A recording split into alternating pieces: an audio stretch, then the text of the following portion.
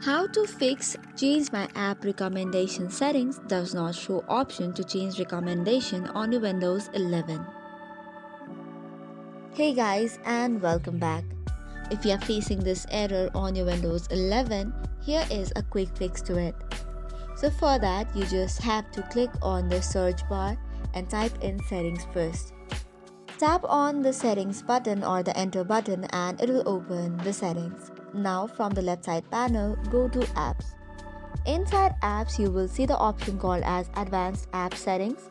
Tap on it and then you will see the option choose where to get apps. Click on anywhere and you're good to go. However, if you cannot see this option, it means your computer is in the S mode. So if it is so, you need to change it back to the Windows 11 normal mode. In order to do so, click on the system and then click on activation. Hereby you can see if your device is on S mode or not. If it is, you will see another interface. Then you have to click on the open store option, which is just below the S mode option.